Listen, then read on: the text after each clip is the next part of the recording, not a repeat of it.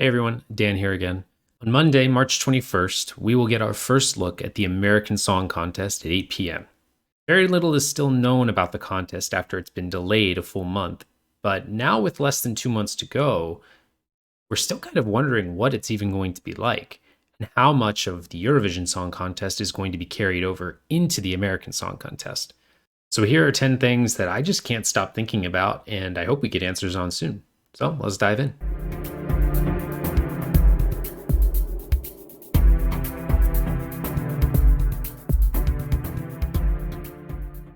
So, the first item of business is just how close this will resemble Eurovision in terms of its presentation. Currently, the Eurovision Song Contest doesn't have any commercials during any of its shows, the semis or the grand final. However, being in the United States, it's extremely rare that we have any television programming where there are not commercials in between it. In fact, with the Super Bowl coming up in just a week and a half, that entire event is almost focused on commercials, with millions of dollars being dished out to have advertisements around those times. With each show only planning to be 2 hours long, and you include then potentially commercials between the songs, as well as a voting segment, it'll be very difficult to see how they can cram all of that into just 2 hours, or whether voting would linger on and maybe the results would be presented the next day. That's still not known at this time. So, the second thing that's been bothering me is, will these songs be released ahead of time? Currently in Eurovision, we get to listen to the songs for months leading up to the grand final performances. But with less than 2 months to go for the American Song Contest, we don't even know if we're going to hear a single song until the night of. I think one route they may end up going is using streaming services like Spotify and Tidal, potentially promoting playlists maybe on the home pages of those services and drumming up interest for people to be, curious about watching it and maybe get more viewers that way. Going along with the songs and the artists themselves, I'd love to know how they're going to be reimbursed. I live in Maryland and we have a local NBC news station called WBAL, but I don't know if they're actually going to be involved at all with this program. Are they helping fund the Maryland artist that ends up going to the American Song Contest? Or is this all funded really at the national level where all of the artists are being flown in the same way, being housed the same way, being fed the same way? I'm not really sure how the logistics of that will work, whereas in Eurovision, you kind of have each individual broadcaster taking care of their act or their artists and songs. It could get pretty costly to keep an artist in a hotel for 6 weeks if they made it all the way to the final. I don't know if they're going to be flying them back and forth or if they're just going to keep them there, because there still has to be rehearsals, there still has to be probably press, things like that. It could get pretty expensive, and I'm not sure where they're going to be getting this money from. Stringing along with how the individual acts will be treated, we also have to think about their staging and choreography. If everything's being handled at the national level or by a group overarching all of the different songs and acts, is an even amount of money going to be designated to each artist? How are they going to decide whether this artist gets dancers and this one doesn't, this one gets props and this doesn't? I'm hoping they keep it as a level playing field, but it feels like some artists might end up getting the short end of the stick and may just be told, yeah, no, we can't do that, even though you want to do that. But then they may do it for another act. I'm wondering if they get a pool or set amount of money, and maybe they get a list of, here are the things that you can get. It'll be X amount of dollars to have a dancer. It'll be X amount of dollars to have a prop. It'll be X amount of dollars to have certain visual graphics on the LEDs. Who knows? The fifth item on this list of 10, I've been wrapping my head around for months, and I have no idea how it's going to work. The jury. Again, we're talking about something being organized on a national level. I don't think local broadcasters or local music organizations within my state, Maryland, are going to have anything to do with any of this. So when it comes to a jury, how do you even pick something? The two solutions I can come up with is, one, they're going to go with some sort of celebrity jury, or a jury of just well-known musical talents or writers or producers, and have them just on every show, which I don't love, but that probably will be the route that they do end up going. I'm hoping they don't make it too much about those music industry individuals, because I don't want this to turn into every other singing competition that we've had in the States, where it's all about reacting to each song and saying how well they did or how well they didn't do or blah, blah, blah. I want it to be functioning just like Eurovision, where it goes from one song to the next, because I don't care about the jury beyond their votes. I don't want to know what their thoughts are. Just give me your votes. So that's one little concern I have. Option number two is I think the jury just gets thrown out completely. I think they just go straight by televote or some sort of televote percentages. But still, it'll be very interesting to see how they handle a jury, if even one exists. And number six tags closely along with the jury, which is the other half, the televote. Voting logistics in this competition are going to be an absolute nightmare to deal with. There's not going to be any easy way to validate whether someone is from one state or another state. Moving between states in the United States is extremely common, and all you really need to do beyond that is change your driver's license. There aren't any types of forms or anything to fill out. If I wanted to move to Virginia or DC, it would be just that easy.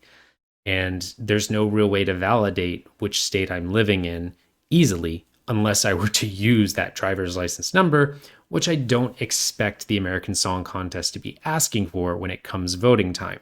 However, if there isn't an easy way to validate where the votes are coming from, I can see individuals saying they're from North Dakota or saying they're from the Northern Mariana Islands because there's simply a lower population there where their vote would count more.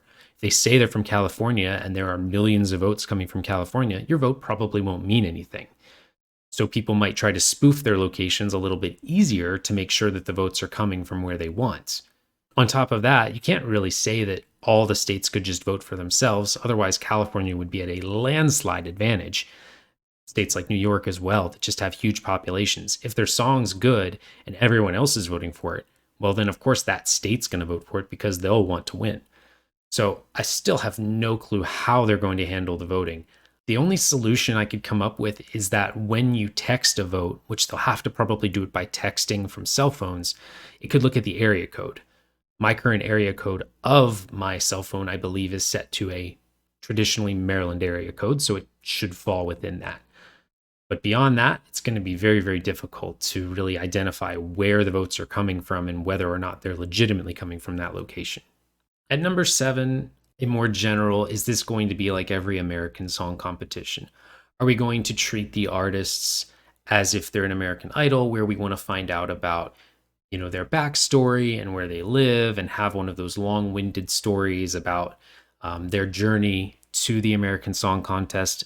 I don't expect this to happen only because, again, going back to each show being only 2 hours, they're not going to have a lot of time to do much more than show the music and have a voting segment if they want to get winners or qualifiers on the same day within the same show. I also don't want that reaction of the juries talking about how much they did or didn't like a song in between songs. Again, I don't think it's going to happen, but that really has been how every one of our singing competitions has been and how they are pretty much globally as well. And I want something more like Eurovision where it's just about the songs. So hopefully it stays that route. Just this week at San Remo, we got the hosts announced for the Eurovision Song Contest. We have no idea who's hosting the American Song Contest. So at number 8, I'm trying to think of, are they going to go with a bigger name to try and draw in audiences, like try and get a Ryan Seacrest or a Carson Daly, someone well known within kind of music or music competitions within America? Or are they going to go with someone more unknown, maybe try to save a little money without having to spend a lot more for a famous face? And the 9th thing I don't stop thinking about is who the target audience is going to be. Right? Is this going to be more for younger generations, millennials, or try to be for everyone, or do they even care? I think that could play a huge factor in any special guests that they decide to invite or interval acts, if there are any. I fully expect, I think Duncan Lawrence or Måneskin, one of the two, will probably be an interval act for at least one of the shows. Can't imagine them not going that route. I could even see them pulling in some other popular ones like Daði Freyr, maybe Måns Zelmerlöw. Especially with John Olason behind it, he'd probably be okay with bringing in some of those mellow acts. And at number 10 is what the music is going to be like. Is it going to just be 56 different pop songs, completely unrelated to their states? Or will there be some culture there? Will Hawaii bring a song and actually infuse Hawaiian into it, or use a ukulele? Will Nashville send a country banger? Could there be some states up north closer to the Canadian border? Maybe someone French-Canadian. And maybe we do get some French or some Spanish, potentially, being our second language in our nation. So I'm hoping there's a little bit more culture and a little bit more individuality infused into these songs, and it's not just 56 English songs that you'd hear on the radio. I'm hoping that there are some more well represented entries, really highlighting a state's culture. At this point, I'm just ready to see what happens. Look, I know we all have our hesitations and concerns about it, and it could end up being a complete bust, but it could also be something great and really reinvent music competitions here in the United States and hopefully make for something that we can have for several years. The Eurovision Song Contest movie, a lot of us Euro fans, including myself, were thinking this is going to be the worst thing ever created, but it had some special moments. He didn't have to go out and get all of those unique acts for the song long or get Salvador, and he didn't have to put in all the other little Easter eggs that really made a lot of sense and made us feel like he cared about the contest. Even though we never saw who won in the movie, I'm pretty sure Running with the Wolves ended up winning. It was actually a banger.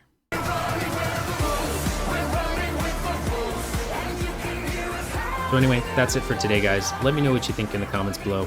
We've still got the national final season going on, so my focus is still definitely on that. Really looking forward to see how Melfest starts up this Saturday, along with all the hundreds of other, it feels like, national finals that we'll be experiencing. But once that's finished, we have to turn our attention to the American Song Contest, because I think